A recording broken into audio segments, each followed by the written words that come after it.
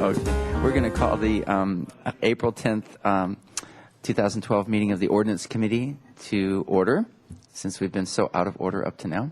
So here we are, and I think we're all present here, so we'll start. Ms. Johnson? Thank you, Mr. Chair. The item for the Ordinance Committee today is a proposed single-use bag ordinance, and I believe City Attorney Steve Wiley will kick the presentation off. Great, thank you very much. Mr. Wiley.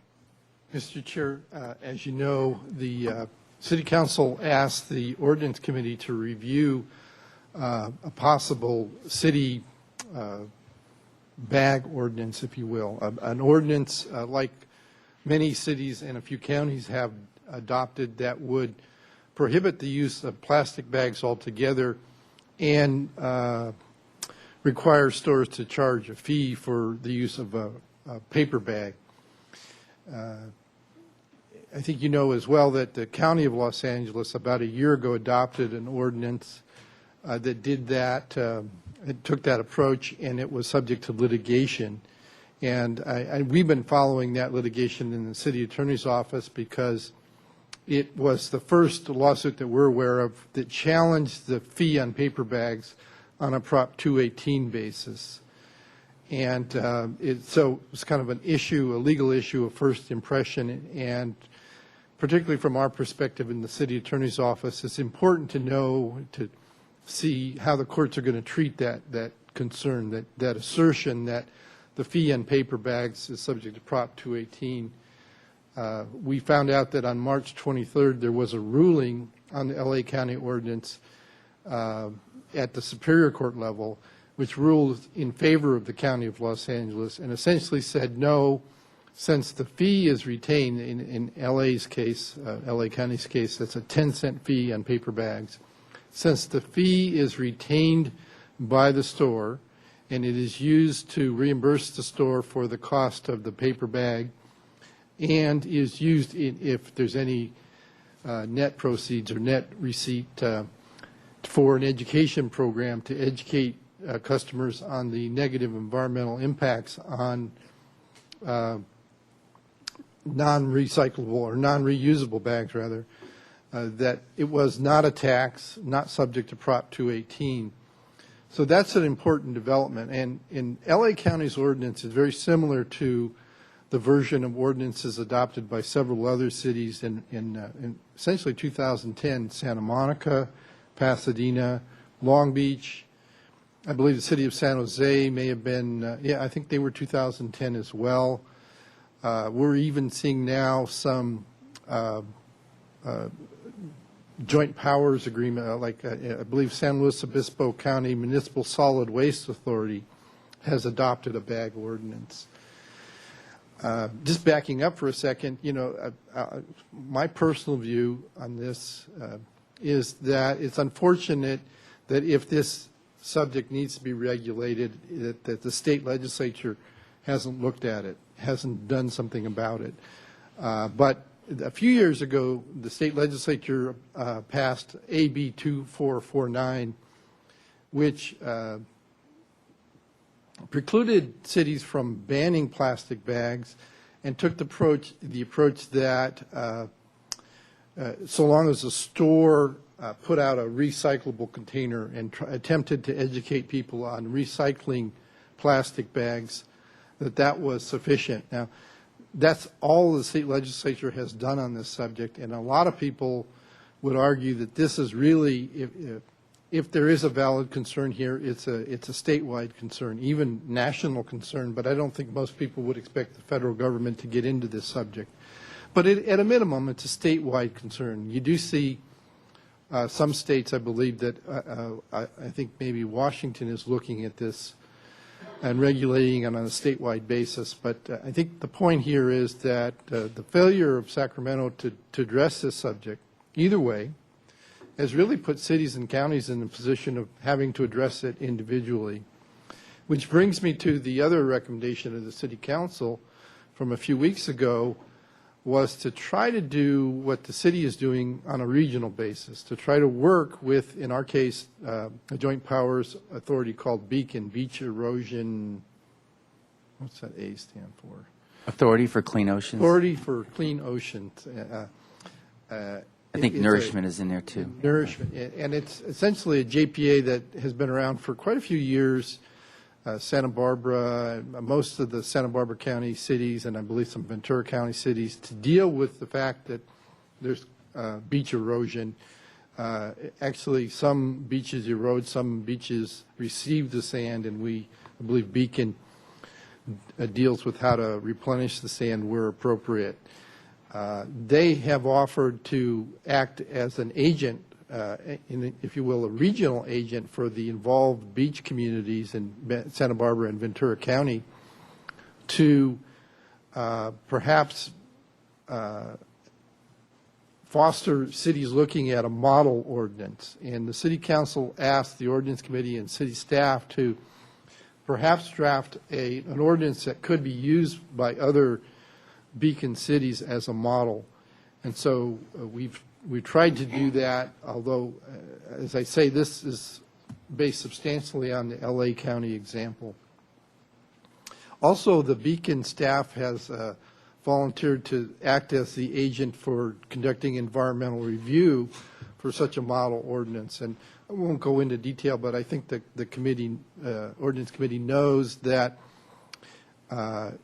apparently the safest course from a legal perspective, because there have been a lot of legal challenges to the form of environmental review for these ordinances, is to conduct an EIR for any ordinance that is being proposed.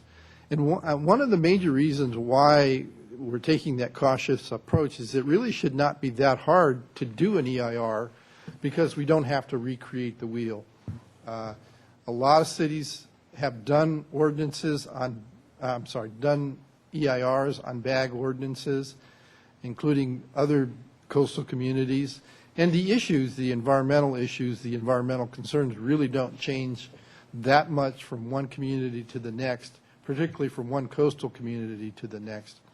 So, and there's nothing inappropriate about essentially doing a Santa Barbara version of someone else's EIR. And that's one of the things we're going to look to Beacon to possibly do. It would be a cost-efficient way to approach this. It should be a time-efficient way to approach this, where we take a basic coastal city EIR on an ordinance similar to ours, ask ourselves the question, are there unique issues to the city of Santa Barbara, and then address only those unique issues. And even to the extent that we may end up with an EIR consultant that has done an EIR like this previously, and as I say, could do it cheaper and quicker for that reason.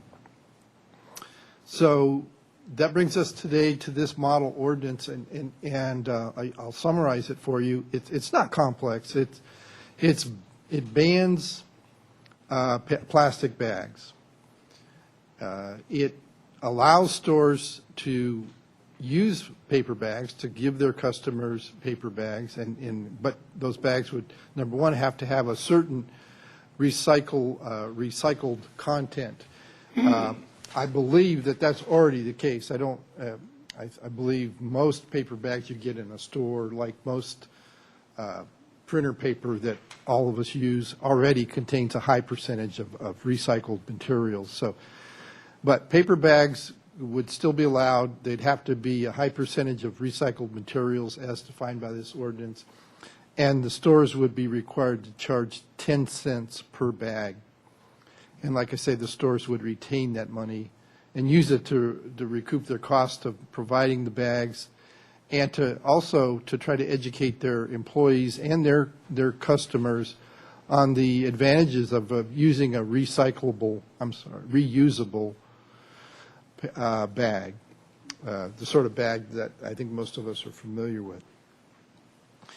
If there's a major decision point with this ordinance, it has to do, assuming we follow the LA County model, if there's a major decision point, it has to do with the extent it will apply to which stores in Santa Barbara will, For example, the council, as we understood their direction, said do not, at this point at least, include restaurants or fast food establishments, any establishment that basically will sell prepared food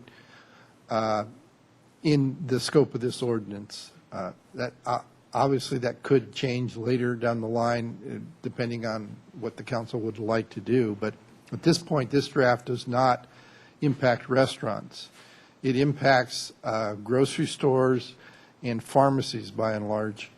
And there are, some cities have had a cutoff point of, we're looking at larger stores. In other words, stores that have a retail sales, gross sales of in excess of $1 million a year.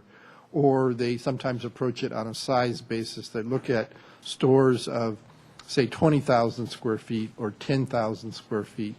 And I know Mr. Four and I discussed recently, some of this, we need to think it through, and I think that means the committee and the staff, we need to think it through in Santa Barbara terms. If we were to just say, well, we're going to have this ordinance apply to every store over 10,000 square feet, does 10,000 really make sense in Santa Barbara terms? Or does $1 million make sense?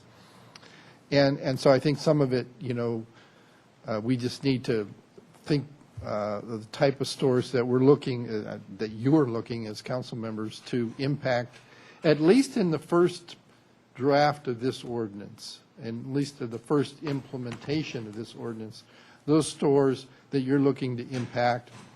And then the question may be, do you want to phase in other stores later on, as some ordinances do? They start, well, I should say, most of the ordinances I've seen give what I'll call a grace period. They are adopted, but they don't take effect for maybe 9 months or a year. I think I've seen some with even 2 years before they take effect.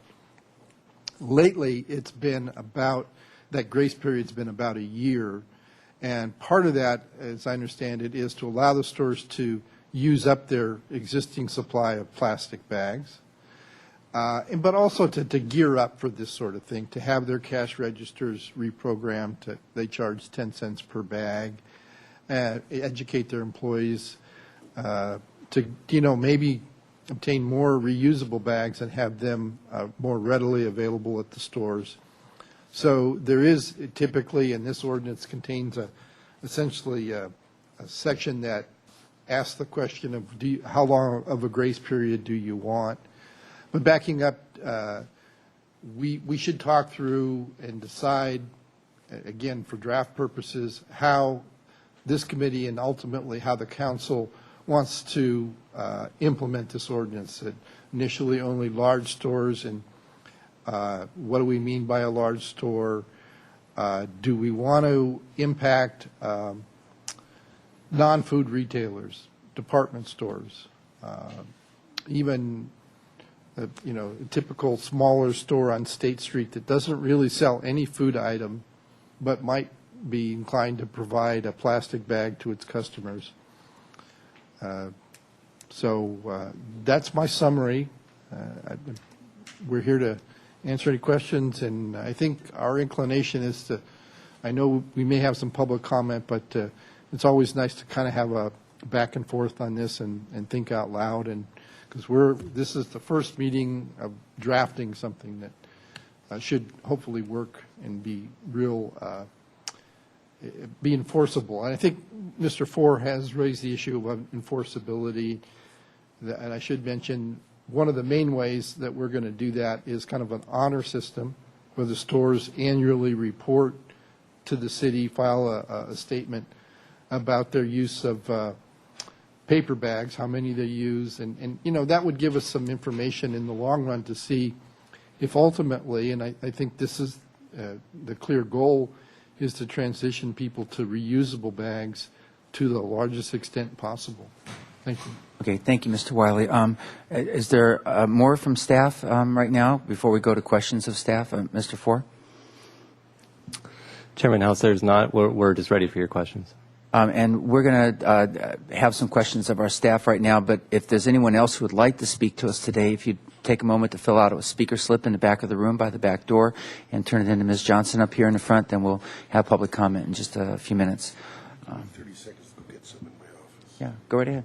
We're going to wait for just a moment. One of the members of the committee goes to his office and brings something back.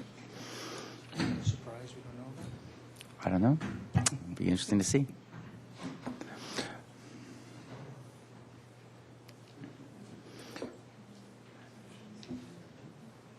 Okay, so we did get everybody's speaker slips to speak today? Okay.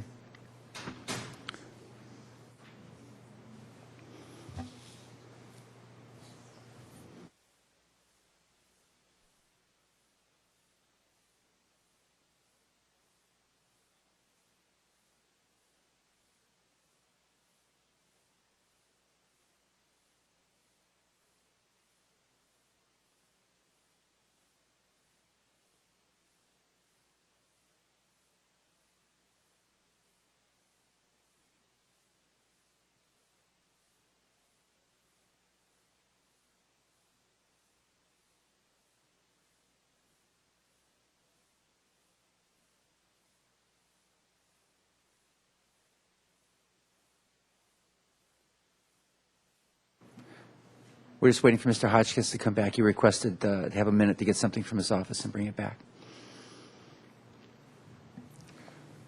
Thank you.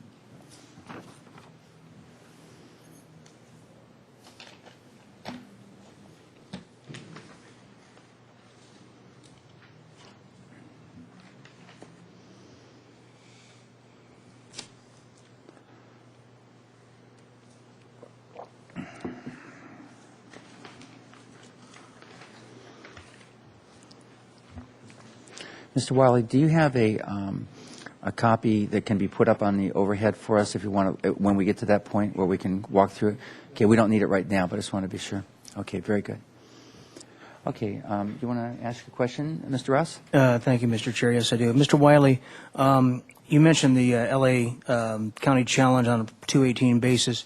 Has that been appealed, or do you think it will be appealed, or is that a final judgment? It is a final judgment at the Superior Court level, and I talked to the attorney representing L.A. County, and she expects that the plaintiffs will file an appeal, but it hasn't been filed yet. She's pretty sure that they will appeal, because she thinks that was the main reason they filed. They would like to get a Court of Appeal decision or the Court of Appeal ruling on this question. Thank you. And a real quick question about we mentioned in the ordinance a 10% per bag fee that the grocer would charge. Did I say 10%? 10 cents, that's what I meant to say. Thank you. Now, I don't know, because I don't know what the cost of these bags are. I'm going to assume that the average grocer would likely use more bags, more paper bags than they had in the past, just because of the lack of plastic bags, even though people are using reusable bags. Do we know, or is there any data out there that shows what the cost per bag is, and if that may end up in a net loss for a grocer? In other words, if their expenses will now go up, even though they're recovering this 10 cents per bag. I know Mr. Dixon's in the audience. He may have an answer to that. But I don't have an answer, but we did get a letter, it just reminded me, from the Grocers Association supporting this ordinance. So that implies that they're recouping their cost, I would think. And we have a representative here today that will be able to address. Yeah, Ms. Shee, could questions like you answer that? Is that an issue that's come up? Let's come on up and Ms. Sheehy. The issue comes up when there's actually when a paper bag isn't regulated. So in the beginning, many of these ordinances back in sort of 2007, 2008 began with a plastic-only ban, and paper wasn't regulated.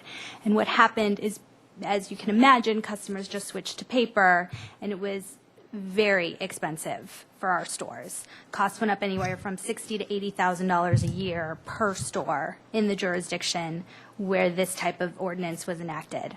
Since paper has now been regulated with a 10-cent fee, we've noticed LA County actually just came out with statistics that now 94% of customers bring in reusable bags.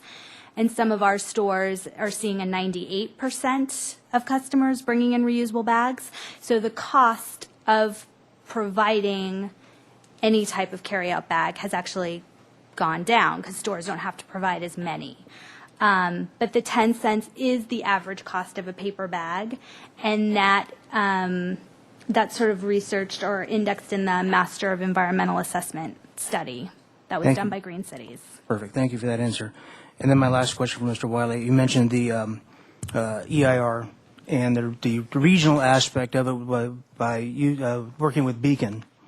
And I'm a little, I still need to be walked through kind of the chicken and egg scenario of this. They will need a model ordinance from City of Santa Barbara to go forward, but then do the other municipalities that may be covered under the same EIR need to do something concurrently, or is this something that happens one at a time? How does that work?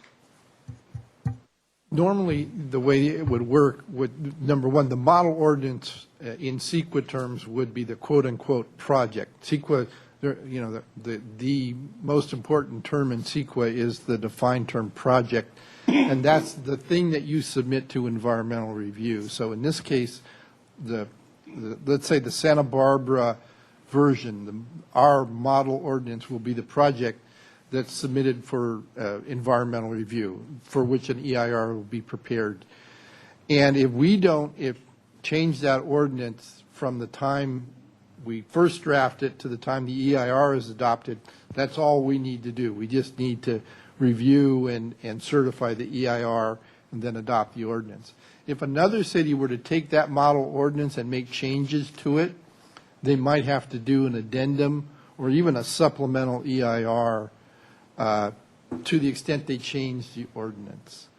But that's not very likely. It's most likely that any change could be pretty easily done by doing an addendum to the EIR, which is an addendum, for example, doesn't even have to get publicly circulated for comment. It's just kind of a document that's prepared by the staff. So. Okay, any other questions for staff before we go to public comment? Yes. Yes, please, Mr. Hotchkiss. Mr. Wiley, two things. Are we not pretty confident that we will be sued if we don't do an EIR in some form? Yes, Councilmember Hotchkiss, there's an individual who's a lawyer, can't recall his name right now, but he sued Manhattan Beach, and he makes it a point to attend a lot of council meetings where this subject is being considered, and is pretty clear that if you don't do an EIR, he will probably sue you.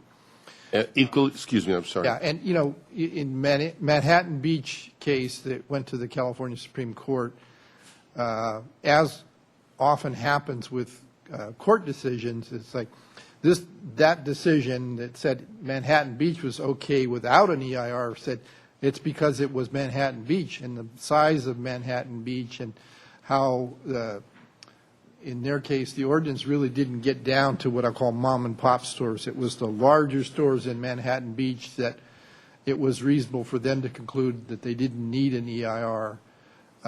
But I think the point is we're not Manhattan Beach. We're twice their size, and it really would depend. So we're being on the safe side and suggesting an EIR. Right, and at some point somebody said, maybe it was the court, that anything above Manhattan Beach size-wise, which was 40,000, needed to do an EIR. They didn't say it that way. They just said they're not answering that question. Okay. And that's what courts do. They say, no, we're answering the Manhattan Beach question, and if you're smaller than Manhattan Beach, the answer is clearly, the logic of it is likely to be the same answer. But if you're much bigger than Manhattan Beach, no one really knows the answer. And the other suit trigger was if you included restaurants. Yes, apparently there's some litigation going on now where ordinances have included restaurants, and the argument is that the state health laws preempt this, and state health laws necessitate the ability to provide plastic bags. And I don't really know much more about it than that, and I don't believe there's been any court rulings on that theory yet. Right, but we're being precautionary that we're including those two things. Okay, one thing for staff. L.A. County's ordinance, the triggers were $2 million gross annual business, I recall, and 10,000 square feet. Do we have any idea which stores that would include here in Santa Barbara if we adopted those? Mr. Four? Mr. Chair, Councilmember Hotchkiss, We do on the square footage, and I don't particularly have the revenue data because of confidentiality reasons.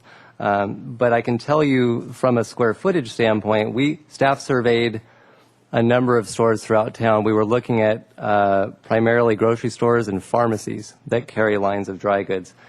So based on our data, there are about 17 of the 27 stores that we looked at that were 10,000 square feet or more that met the definition of either a full-scale retail grocery store or a pharmacy with, or a store with a pharmacy.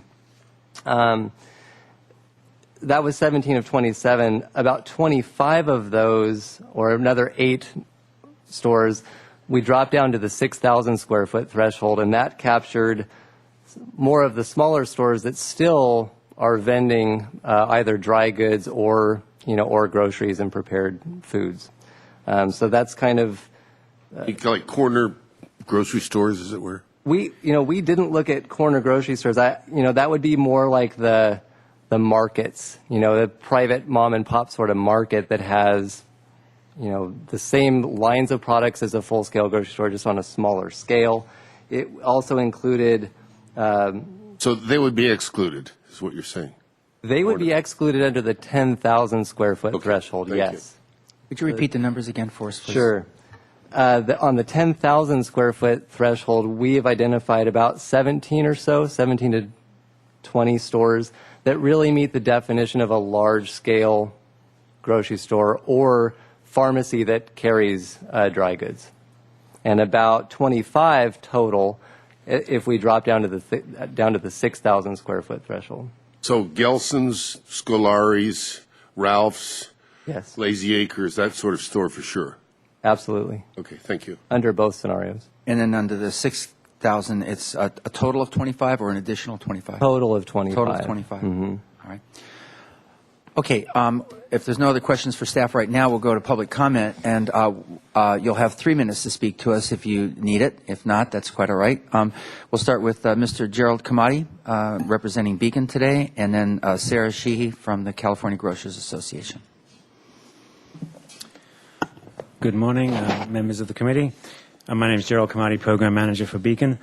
We looked at the draft ordinance, our council and staff, and we have no problems with it. We support it. It's clearly the LA model, which is the most defensible, as far as we can tell, to date. Our next step, as was explained a little bit by the City Council, is that Beacon is still trying to secure commitments from all our member agencies of moving forward with the EIR and contributing some funds. And we would use this draft language as our project description, unless there was some language or some concerns about it to be received from the other agencies. We want to try to get consensus, and I think the goal would be that the project description would be the most comprehensive, so that if one of the cities within Beacon wanted to do something that was less severe, if you like, they could do that and be within the bounds of the EIR that would be prepared. So that's logical. I had one question about the draft ordinance under item 3, under the definition of store. It does say convenience store. So does that mean that a corner market would, in fact, have to comply with this or not? Maybe I'm misreading this, but... Okay, we'll find out about that when we get into our discussion afterwards. So on 3, let me just see if I can find where we are here. On the definitions, you said? Yes.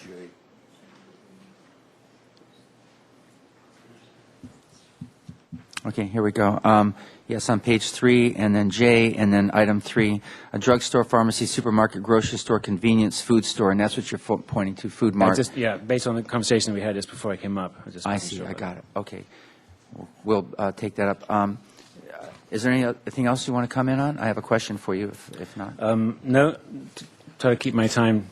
All right, great. down. Oh, yeah, of course. limit it. Got another minute plus.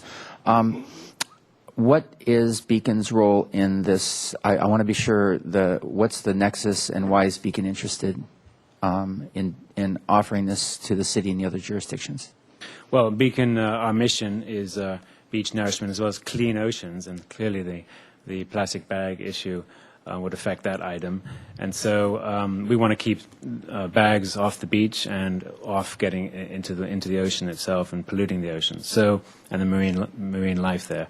So that's it falls within our mission. We're a regional agency, joint powers, both counties and all the coastal cities within Ventura and Santa Barbara County. So, and as a regional agency, it makes sense that we do the EIR for the full ban for the all jurisdictions. And then within that, each city would go ahead and execute their own ordinance. We wouldn't be able to enforce an ordinance on our member agencies. So each member agency would then come up with their own ordinance, like the city has now, and execute it their own. And so that's our motive. That's it meets our mission, and it makes sense from a regional standpoint to go in this direction, at least from Beacon's viewpoint, and all our member directors agree with that philosophy, at least. Okay, very good. Yeah. Thank you very much. Any other questions for Mr. Kamadi? All right, thank you so much for being here today. Okay, Ms. Sheehy, followed by Nathan Alley. Good afternoon. So we like the ordinance. Let's just start off by saying that. What we like about it particularly is your definition of a store. I think the Beacon representative is right. That's our read too. So it would include the smaller mom and pop stores. That is covered in number 3. And this definition of a store actually comes out of the Cal Recycle website, which was the basis of who has to recycle plastic bags based on AB 2449 that the city attorney was referring to earlier. So it's actually a fair definition of a store. And our issue is just that, if anyone is selling milk, eggs, snack foods, wine, beer, they all need to be under the same regulation. You can't cherry pick which store can give out a plastic bag and which store can't, and which store has to charge 10 cents and which store doesn't. I think that's a really important issue for us. So this definition of a store works great for the California Grocers Association. There are a few amendments we would like to see, which I went over in the letter.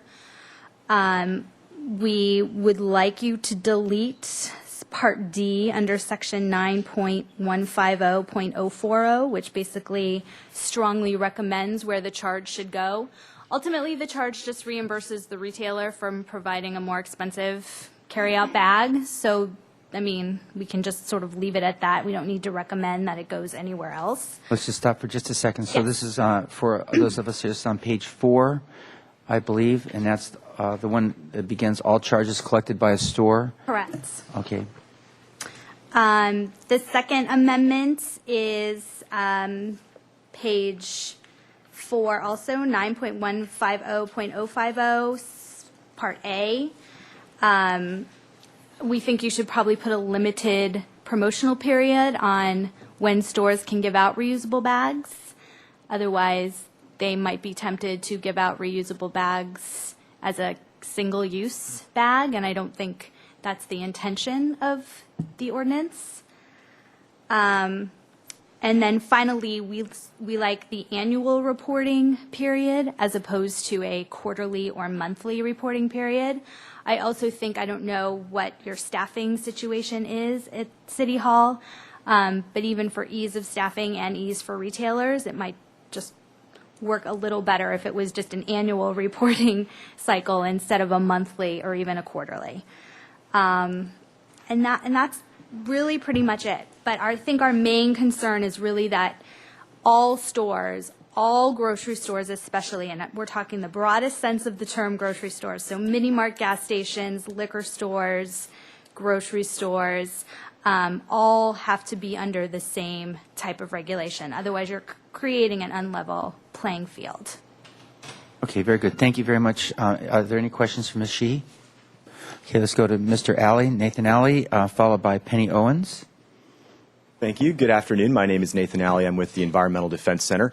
First of all, I just want to, of course, thank you all for bringing us here today and considering this issue yet again.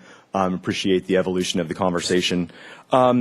If I had a wish list, I would certainly encourage you to include a ban on all single-use bags, including plastic and paper. I think the environmental benefits speak to that. I also think that from a legally defensible standpoint, maybe you won't even have to do an EIR, because otherwise there are no incidental environmental impacts. Also, in terms of a wish list, I would love to see you apply this to even more providers of single-use bags, including restaurants. I've briefly reviewed the Carpinteria litigation, and I would bet that Carpinteria wins that lawsuit. I would imagine, as Mr. Wiley said, that's probably a strategy where the plastic bag folks would like to see an appeal and see a Court of Appeals look at that. But frankly, I think their issues are weak. Finally, a couple things. I would advise you, as Sarah did, to strike those two sections that she mentioned from the ordinance 040 and 050. I appreciate the intent behind both of them. 040 is requiring the fees to be directed to certain uses, and 050 is requiring providers to either sell or provide free of sale reusable bags. Again, I appreciate the intent behind both of those things, but it's probably unnecessary, and again, might just be more legally defensible if you did not include them. And finally, I would encourage you to cooperate with Beacon, work with them. I think that the regional approach is definitely the appropriate one. However, I wouldn't handcuff the city to those efforts. If for some reason Beacon is not able to move forward, I hope that the city does under its own auspices. Thank you very much. Thanks, Mr. Alley. Okay. Penny Owens will be followed by Bill Hickman. Good afternoon, Council. Nice to see you again. Penny Owens with Santa Barbara Trail and Keeper. So we've come a long way on this issue here in Santa Barbara. Where's Your Bag has been and continues to be a very successful outreach and education campaign. But as you've heard us say repeatedly, it's not enough to address the impacts of the environmental impacts of single-use bags. But now we have this draft ordinance. So Channel Keeper also has a couple of recommendations to make the ordinance as strong as possible and also as impervious to litigation as possible. So again, to kind of repeat what you've heard, and you'll probably hear again, we'd like to see this ordinance actually apply to all retailers. Long Beach and San Jose's bag ordinances have been able to do this, and we think that Santa Barbara can as well. Again, we don't even want to get involved with telling the retailers how to spend that 10-cent charge. And for the grocery stores, it's a way for them to recoup the cost of the paper bag. And also, please consider adding in language that allows a free distribution of reusable bags, but only as a limited time promotion. And kind of some questions about the region-wide EIR. We talked with Brian Brennan with Beacon, and he received a quote from some local consultants that also actually did Santa Monica's EIR, and it was very reasonable. It was about $50,000 to $60,000 for a region-wide EIR. We have some funders locally that have already committed funds to help go towards the cost of the EIR, and we have another rather large funder that's willing to match funds from local municipalities that pay into the fund for the pot for the EIR. So it's a cost-saving way to approach this. So thanks so much for all your time and work on this issue, and we look forward to moving forward. Okay. Thank you. Any questions for Ms. Owen? Oh, nope. Okay, thank you very much. Bill Hickman, followed by John Dixon. Good afternoon. Bill Hickman with the Surfrider Foundation, and I'll be brief as I emailed comments yesterday afternoon. A lot of them have been covered. But just wanted to say that since the proposed ordinance is modeled off the LA County ordinance, it's really good overall and fairly consistent with other ordinances across the state. We do have some suggestions to make it the best reusable bag ordinance possible and a model for the region. Section that ends 010J, we would like to see it cover as many retailers as possible, the plastic bag ban. If you want to make some exemptions on the 10-cent fee for paper for some of the smaller stores, that's fine, but everyone should be covered with a 10-cent fee, with the plastic bag ban. Again, on Section 040D, to help prevent potential lawsuits, it's best not to direct the stores how to use the funds. It seems to be the case. Section 050A, not to you should have a minimum charge on the reusable bags just to make sure you don't have those cheap, flimsy ones that people just, go throw away. If they want to have limited time promotions around Earth Day or when this kicks off, obviously that's fine.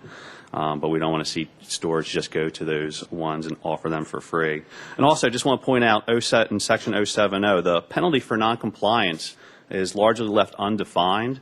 It's usually a self-reporting ordinance, but, I think something should be added there, so you do have a defined penalty to let retailers know this is a serious ordinance and there would be repercussions, but I doubt there would be.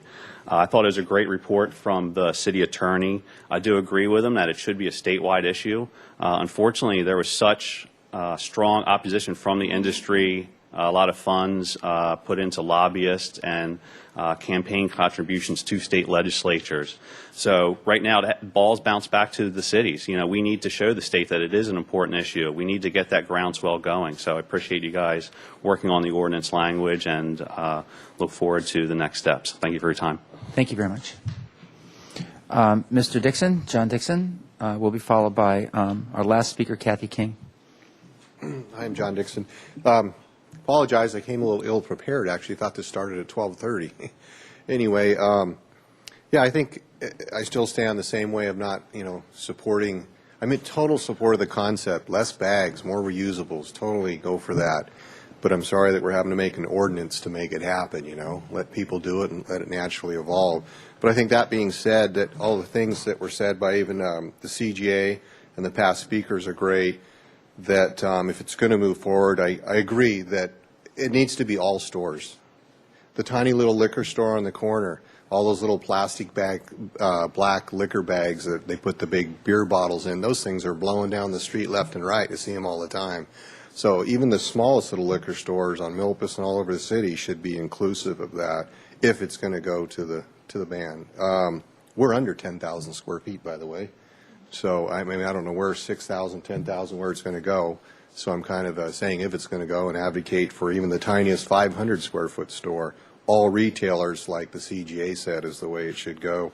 And also the limiting the promotions, because as a small guy, I would hate to be up against the big guys, the chain stores, the Trader Joe's and those kind of stores that can afford to maybe give away the inexpensive reusable bag to lure you in the store. And I can't afford to be buying millions of bags at the price they can get them for. So the promotion idea of limiting those is good too. And as I think the last speaker said too, non-compliance, what are the penalties there? Who's going to be the bag police?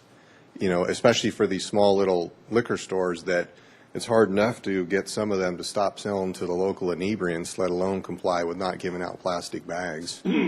So I think non-compliance needs to be an issue that's addressed. And yeah, I support the concept of where we're going. And again, just wish it wasn't for regulation. Bags cost us, by the way, about 11 cents a bag for paper bags. And I think you addressed earlier that would the cost for me go up? It's probably about a wash. Not having to pay for the plastic bags and getting a dime back on the paper bags. It's somewhere probably going to wash out in the overall scheme of things. Anyway, that's about it. Thanks, Mr. Dixon. We have a question from Mr. Rouse for you. Actually, two questions. One, you brought the paper bag charge up, but is that going to be subject to sales tax if you collect that to do anybody?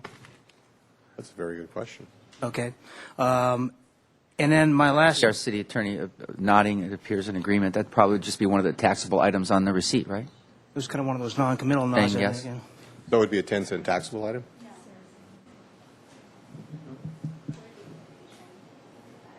Okay, with the jury's out on that, we're gonna take that as a question to be answered.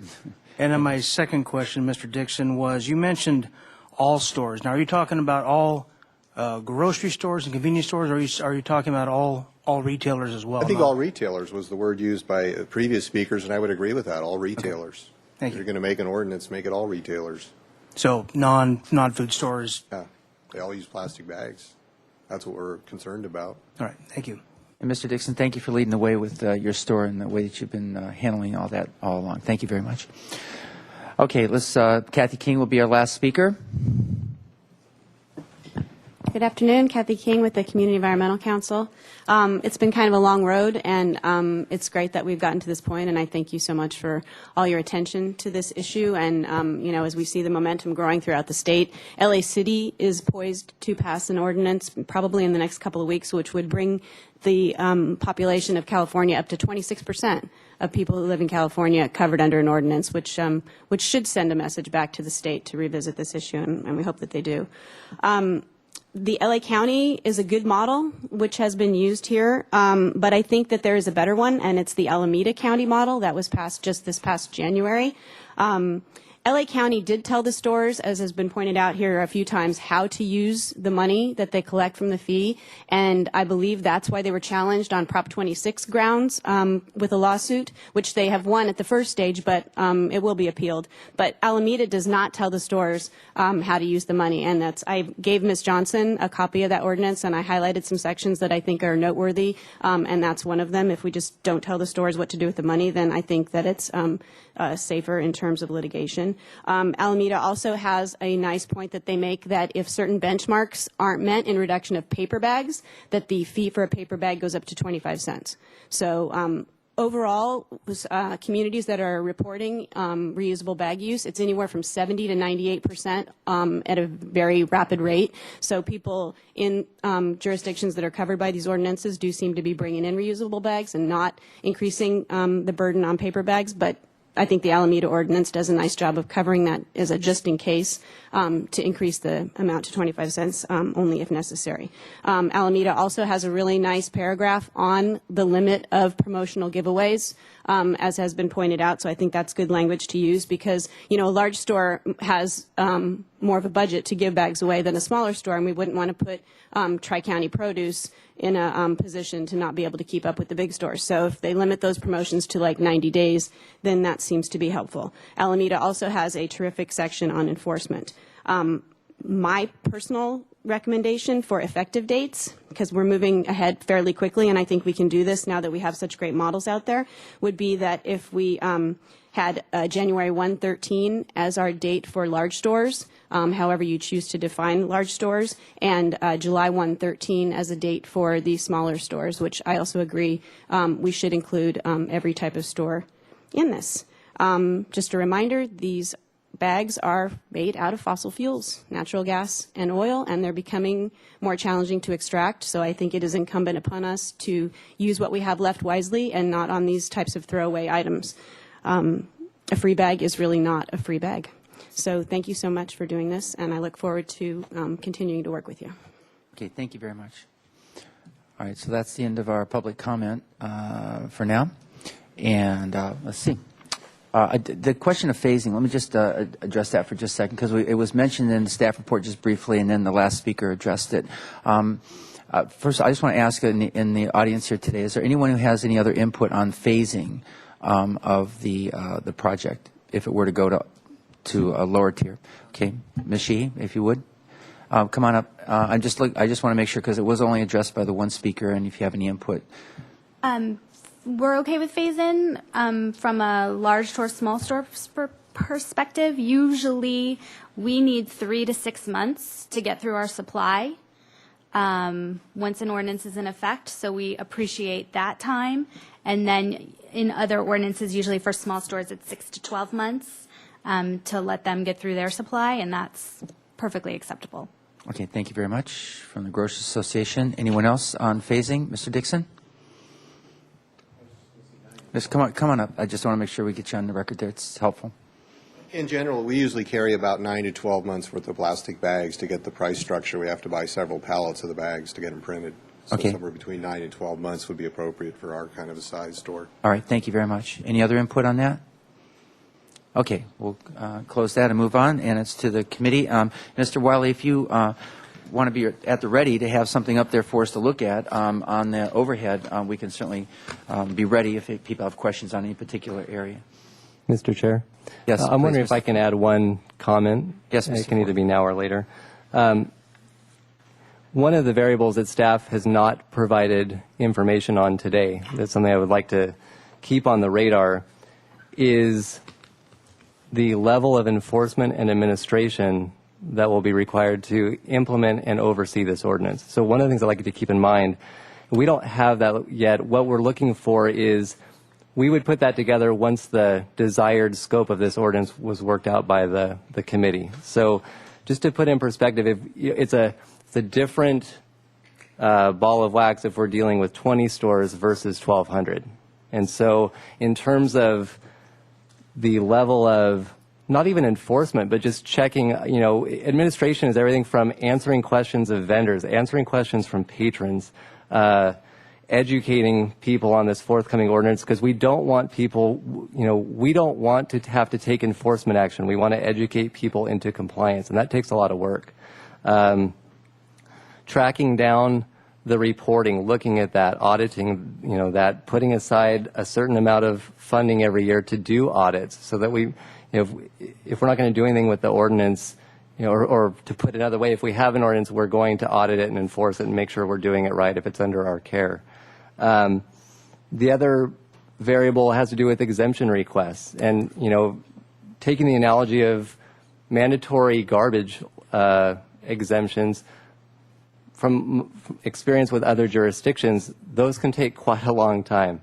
And so, again, if the wider the net that we cast, we're going to come back to you with the impacts on personnel and staffing and funding.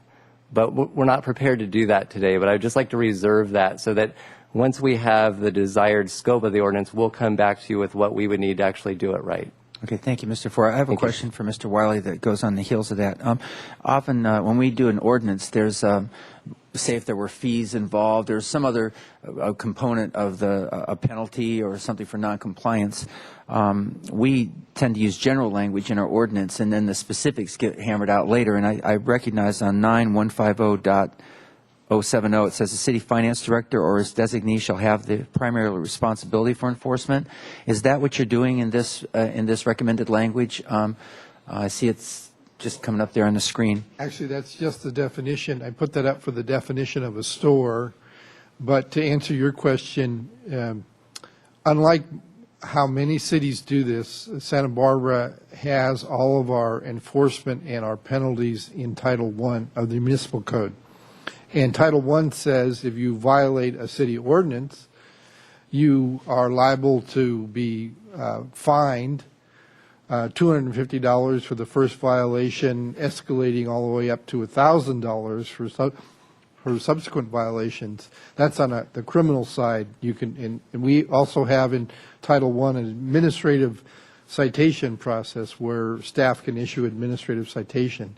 We also have in Title I civil enforcement, where the city attorney's office, code enforcement staff, and the city attorney's office file a civil lawsuit. So unlike, I think some of the speakers were concerned about lack of specific penalties, they're just not in this ordinance. It's because we have general ones in the municipal code. So that would, but I can assure you our penalties and our remedies are as strict as any city's.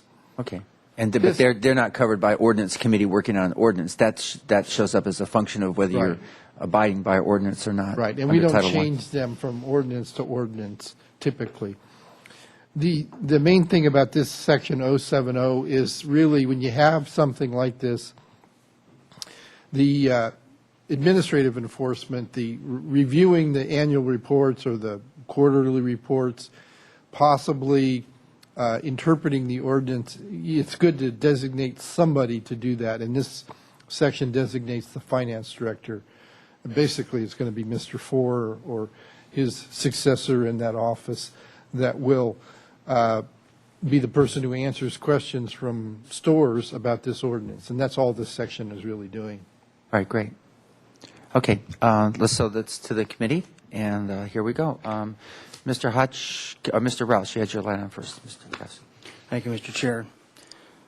Use a bag, go to jail. Anyway, I have to agree with a couple of comments that Mr. Dixon said. First of all, he's run a very progressive and I think successful program, and it is a shame that this is going to the ordinance level because I do think he's really kind of lit the way, and if we had more participation, and once again, that was an enforcement issue going forward. Like a lot of ordinances, enforcement is what comes into question later on. But one thing I will disagree with both what Mr. Dixon said and Ms. Owen said about all retail stores. This was brought to us originally as a problem primarily, I would say caused by, but as a manifestation of what goes on in grocery stores. And now we're all of a sudden sucking in all these other businesses under the specter of fairness. However, retailers, non-food retailers, have other issues, And I know that shoplifting does go on in grocery stores, but as I look to other retailers and have spoken to other hardware stores, clothing stores, areas like that, their concerns were two. Number one, if people are bringing their reusable bags into a hardware store where they sell lots of very small items, when somebody uses that bag to shop with, are they a shoplifter or a customer? And frankly, most retailers don't want to have to go around and harangue every customer that walks through their stores that happens to have put something in their reusable bag. Now, to answer that, certainly a lot of these people have put out extra shopping baskets. I mean, that's kind of how they combat the issue anyway. But anybody that's gone into a Barnes & Noble or, you know, if you're wearing a backpack, they ask you to please leave this backpack or whatever you're bringing with you by the door. And the reason would be for shoplifting. So that's a big concern. Number two, in some of the major stores, say, for example, a Macy's or a Nordstrom, those heavy-handled bags that are made out of, I guess, some kind of paper, treated paper, usually have a logo wear on them. They're kind of their form of walkabout advertising.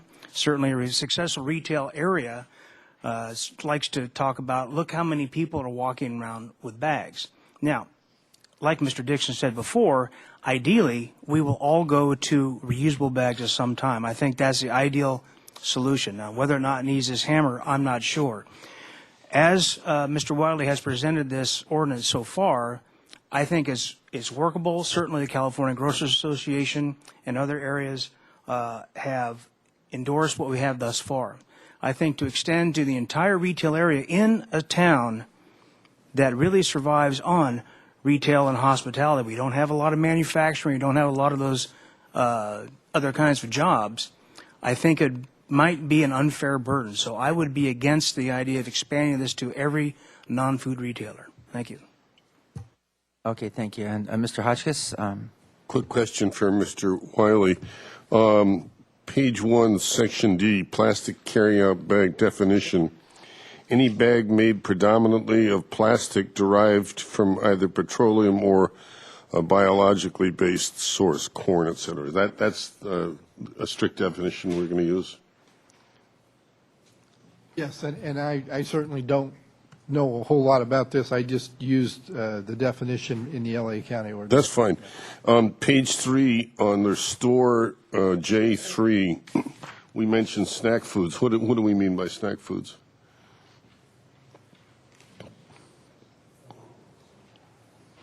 You know, if I could, this is probably a good point for me to mention. You might want to look at the last section here, 080. This is the question, if you will, on phase-in and what stores this ordinance will apply to. See, 080 says, this chapter shall become operative on blank, that's a date, for stores defined in J1 and J2. Those are the, say, where you measure by sales volume or by square footage, and typically those are phased in sooner. Then a later date is, there's a question of, do you phase in J3, which is an all-inclusive definition of a store. J3 is going to be everything that sells food, right down to the phone booth size mom and pop corner store. Not prepared food, but right. But if they sell milk, bread, soda, snack foods, if they're a food store, they're going to be included. I'm just wondering. Yeah. I'm assuming snacks means Mars bars, potato chips, stuff that's prepackaged. You got to open it. Okay, thanks. And Councilman Hotchkiss, that would also include things like a gas station with a mini mart. You know, those typically sell those types of foods that are included in the definition under number 3.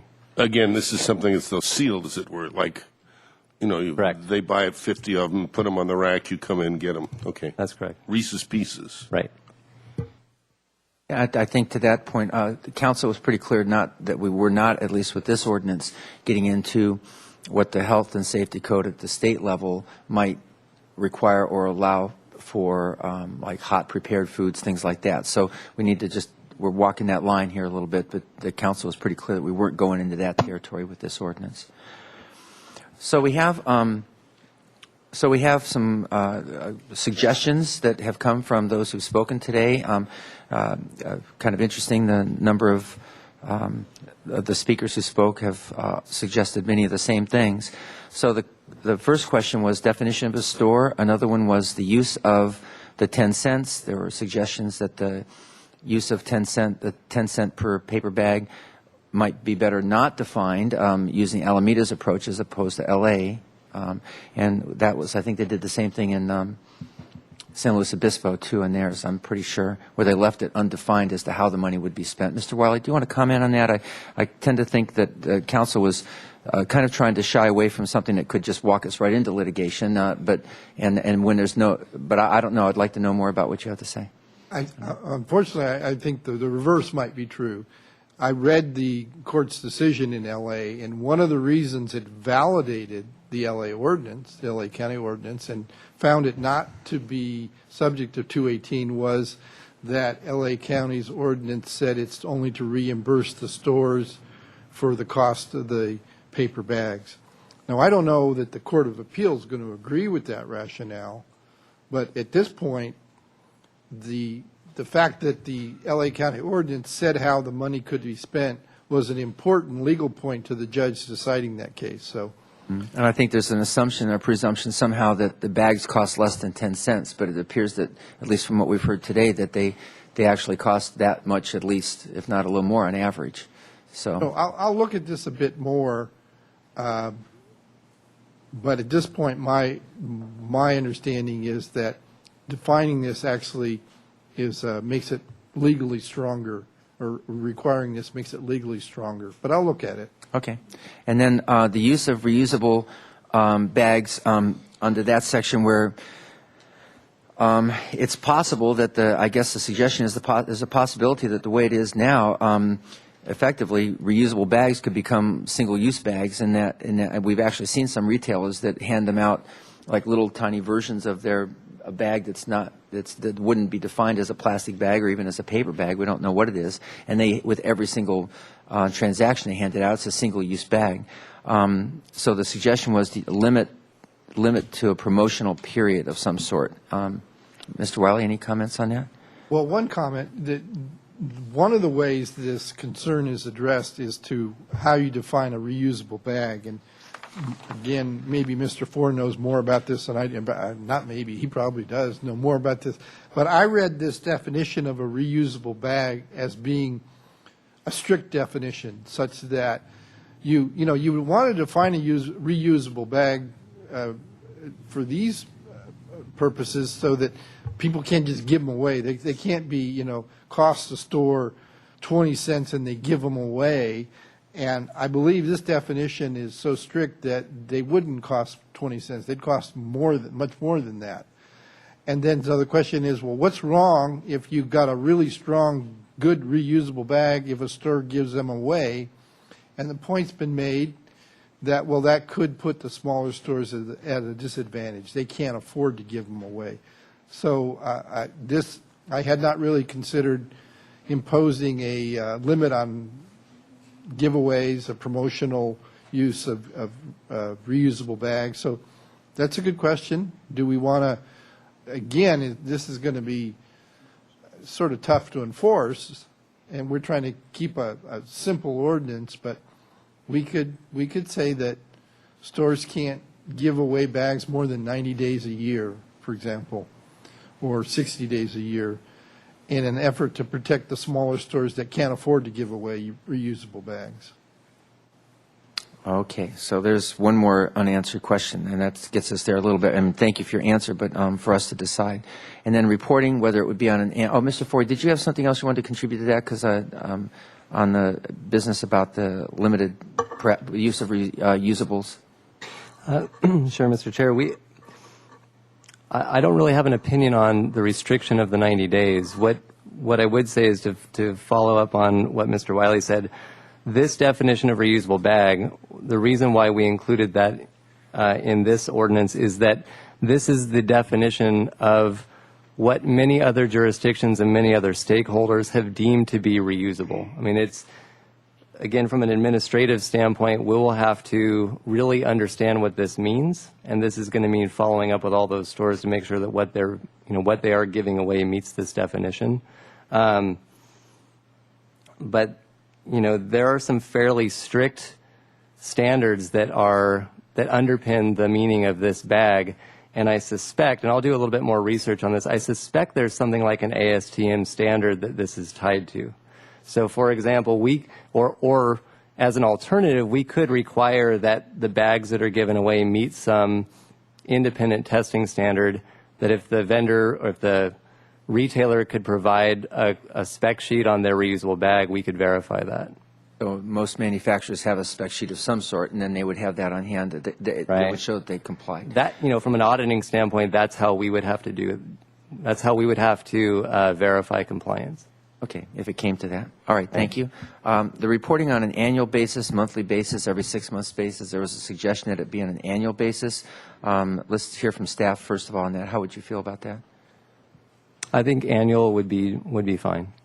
And it would give perhaps the chance for City Council to get a report back, and then at some point we might tweak the ordinance if we found out there was something going on that we needed to learn from the monitoring.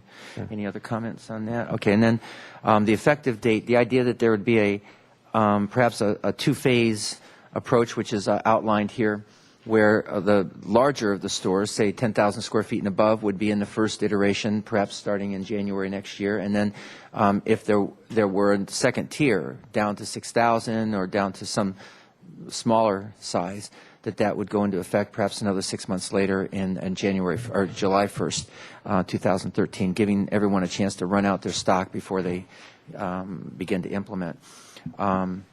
Any comments? Mr. Chair? Yes. I have a comment. Please. I think it may be best to focus on the period of time and not a date, because we've got to get the EIR done. Oh, that's we right. don't know. Okay. So, in other words, we would say for the J1 and J2 type stores, the larger stores, 9 months or 12 months after the adoption of the ordinance. And then for the smaller stores, maybe 24 months. I'm just throwing these out as examples after the adoption of the. I was thinking the numbers would be more like 6 months and 12 months, something like that. That there'd be a half a year for the big ones and a year for the smaller ones. Okay. If I just may add. Go ahead. Mr. Dixon made it pretty clear he's got a couple of pallets out there he's got to get rid of. Yeah. And if he does, then other people do too. And I think he needs a year. I think that's what I'm saying, responding to the cycle. He wouldn't be included in the first iteration. Businesses his size and smaller would have a year to be able to run out their stock, and the same thing and make that transition. And the larger the retailers would be in the shorter time frame. Yes, I agreed. Okay, so then let's see if we've accomplished anything, because we may very well. We have two things we know that staff are going to be taking a look at. Steve, you're going to be looking at, Mr. Wiley, you're going to be looking at the use of the 10 cent between now and our next meeting. Mr. Forey, you're going to be doing a little more research on the definition and this issue of the limited use of promotional bags, with the concern about the unintended consequence of perhaps on the smaller of the enterprises, but also the using these as single-use bags after all. And then, so let's just see if we can knock a couple of these out. The definition of a store that we have in front of us. Committee, any other comments on that? Yeah, I like the LA model, 10,000 or 2 million. Well, let's see, the definition of store, where is that, Mr. Wiley? I just lost it. I'm looking at J, J3. just to fill in the blanks there. Okay, and so we have three parts to that. And the size by the numbers of dollars, and then the size by the square feet. And this is modeled after Los Angeles, I think, right? That's correct. Mr. Wiley? Mm-hmm. And then the third part was the drugstores, pharmacies, which was included in the recommendation from council that we address that. So you're agreeing with those three? Yeah, if we fill the blank in there at $2 million, yeah, and then the 10,000 square feet. You see that? Mm-hmm. Okay, so we're starting with number one and number two, the $2 million and more stores, the 10,000 square feet and more. So it'd be either of those, right? Yeah. So, okay. And then in perhaps a phase two for implementation, it would be item 3, J3. Yes, Mr. Ford, did you have something else on that? Councilmember House, just to follow up then, in terms of our homework, what we will also bring back, now that we know the scope of the ordinance, we'll also bring back the staffing plan and the costs as we see them based upon this scope of the ordinance as you've just articulated. Okay, great. That helps a lot then for the next time. So you ready for the next one? Okay, and then we go down to the annual reporting. I think we all have concurrence on that as opposed to more frequent. And I think that gets, and then instead of using specific dates, we would use 6 months and 12 months. Is there anything else from the committee in preparation for our next meeting on this that you want to have added in or taken out or anything else, just for give staff good direction so that they know what they're going to come back with?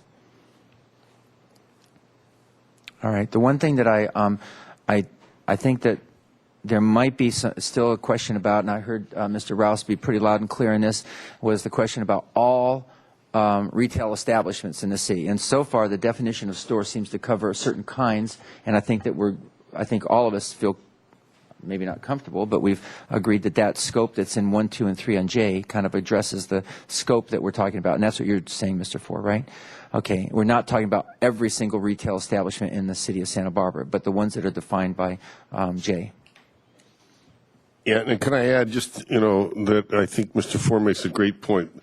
We don't want to place an impossible burden on staff. We're trying to be conservative insofar as shrinking government costs, et cetera, and any elaborate administration is going to be a real problem. So that's one thing we don't want to do. Are we agreed, Mr. Ford? With current resources, it could be a problem depending on the scope, yes. Thank you. Okay, good. So we'll be getting back a report from you on a little bit of that, and of course, we want it to be implementable, I guess, is the bottom line on that. Yes, Mr. Rouse? Mr. Chair, are we comfortable with the thresholds as in this ordinance in terms of size and volume of stores, or should that be something maybe staff comes back with a recommendation that's more Santa Barbara sized? Is that That's a very good question. What do you think, Mr. Ford? Is that something that, as you see Santa Barbara and as you see the stores that you've got in your survey thus far, does it make more sense to come back with a staff recommendation? Chairman House, Councilmember Rouse, the difference really between 6,000 square feet and 10,000 square feet, based upon our research to date, is 8 stores. Really, that's the difference. So I could tell you that now. I can't tell you what the thresholds are on annual gross sales because we have not had access to that information. But I am very clear on what the different thresholds of square footage mean in terms of the scope of the ordinance. Well, given this burden on staff, does annual gross sales, does it have to play into this ordinance, or going to be based on size? I'm going to ask Mr. Wiley to chime in, but one of the phrases that we contemplated including in the ordinance is the gross sales as reported by the regulated entity or as reported by the store. And so it's really going to be up to them. Mr. Wiley? Mr. Chair, in answer, there are just a lot of different ways you can do this. You could have an ordinance that would only apply to, say, larger stores, and then you define what you mean by a larger store, and that could be the end of it. Or you could have this two-step phase-in, which is essentially what this is suggesting. So, but with the two-step, we need to define the larger stores. We don't have to define them by sales volume. We could say 6,000 square feet. And this room's probably 2,500 to 3,000 square feet, I'm guessing. We all have an idea about what it's not a very large store, but it's, for Santa Barbara, it's going to, Mr. Forhead, it's going to include most of the grocery stores, that's for sure. So if we stick with the two-step phased approach, it sounds like we could go with a square footage test for the first phase, and then the second phase would be everybody who sells food, in somewhat not prepared food, but the way it's defined here. Yeah. So we could leave out the $2 million or the dollar amount and just really focus on the size. And certainly we're going to be, over the next 2 or 3 years, we'll be getting feedback and we can see how it's working.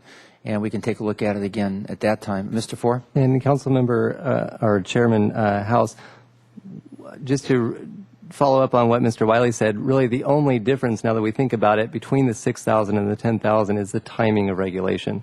Because really, if you were to set the threshold at 10,000, we would get the larger stores first, after the 6 months.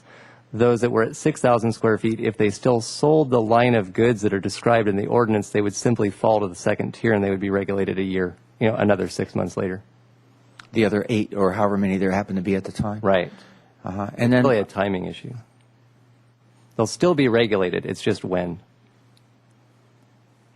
Does that make sense? I do have a question, and let me go to the definition again. If I read this definition, I don't know that the pharmacies, the drugstores, pharmacies, or whatever, convenience food stores would be at the 6,000 square foot level. That would be a pretty large convenience store.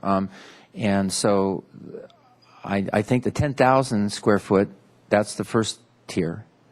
And then the second tier would be other stores that meet the definition of 3. And definition of 3 isn't a square footage definition. It really just covers the other kinds of places that sell this kind of product. I tend to think that that's where we want to go with it, because otherwise...